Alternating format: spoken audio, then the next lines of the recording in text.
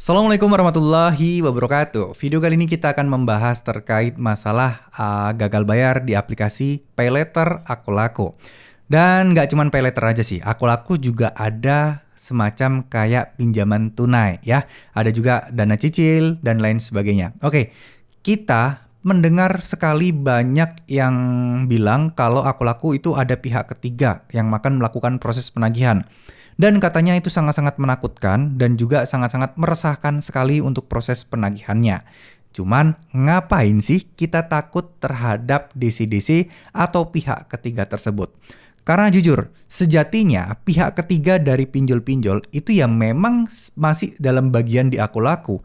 Mereka itu adalah sebuah perusahaan yang mungkin outsource yang isinya memang para DC-DC atau tim penagihan yang mana pihak ketiga ini tujuannya bekerja sama dengan Akulaku untuk melakukan proses penagihan.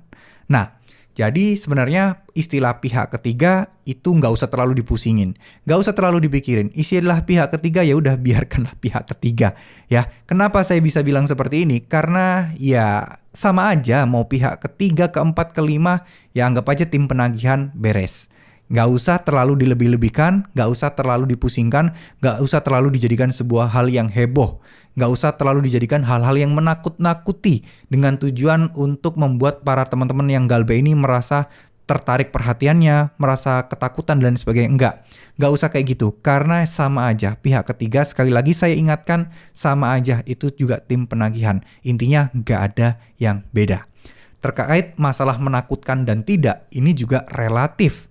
Dan kalau pikiran kalian membuat seakan-akan tim pihak ketiga ini, penagihan ini merasa menakutkan, bikin kacau dan lain sebagainya, ya itu yang akan terjadi di pikiran teman-teman.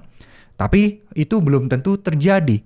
Sekarang pertanyaannya adalah, teman-teman bisa nggak mengontrol pikiran kalian untuk memantapkan, untuk menanamkan bahwa aplikasi pinjol, resiko galbe Akulaku bukanlah segala-galanya. Ini memang sulit, tapi bukan nggak bisa diubah. Ya, sekali lagi saya ingatkan, yang bisa mengontrol kita semua, yang bisa membuat kita tetap tenang adalah otak kita dan pikiran kita. Dan bagaimana mengontrol itu semua? Ya, ada Tuhan yang Maha Kuasa yang bisa membolak-balikan hati dan perasaan kita. Nah, kalau kalian sudah merasa sulit banget untuk mengendalikan pikiran dan ketakutan-ketakutan kita, jalan terbaik adalah kembali kepada Tuhan. Jangan terlalu sombong untuk tidak mau berdoa. Jangan terlalu sombong untuk memikirkan bahwa Tuhan tidak akan membantu kita. Jangan. Kita semua adalah makhluk Tuhan yang memang diminta oleh Tuhan, oleh Allah Subhanahu wa taala untuk berdoa, untuk meminta pertolongan, untuk meminta segala-galanya apapun itu hanya kepada Allah Subhanahu wa taala. Nggak boleh yang lain dan lain sebagainya. Yakinlah apa yang kalian minta, apa yang terus kalian doakan itu pasti akan terwujud, pasti akan terkabul. Yakinkan bahwa masa-masa di mana kalian sudah terbebas dari aplikasi pinjaman online, dari penagihan-penagihan ini, bayangkan terus masa-masa itu di mana nanti itu pasti akan kalian dapatkan, maka insya Allah itu akan benar-benar kejadian. Ya, kalau kalian belum belajar tentang law of attraction, mending belajar deh. Karena itu akan membantu kita untuk mindset kita untuk berpikir positif terus, membuat pikiran kita itu menjadi sebuah magnet yang akan menarik hal-hal positif yang menjadi impian kita akan menjadi terkabul. Ya, ini bukan bullshit, bukan bohong. Menurut saya ini bagus banget untuk konsep berpikir kita. Ini tidak mudah, butuh dilatih. Gimana caranya biar mudah? Dengan doa. Dengan memasrahkan semuanya sama Allah. Dengan meminta pertolongan. Itu akan jauh lebih menarik.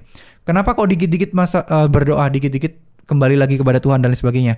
Karena percuma kalau kita memotivasi orang dan orangnya yang dimotivasi itu secara batin, secara pikiran dan secara mental masih ragu dan belum mantap hatinya, pasti akan lupa dan akan sia-sia.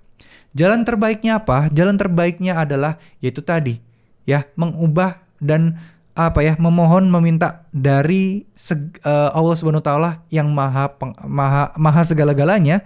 Kalian mau pemikiran apa? Wah, nanti sedih, takut ini ya. Kalau Allah udah berkehendak, kalian akan bisa lebih tenang, bisa lebih positive thinking. Ya mau apa gitu loh.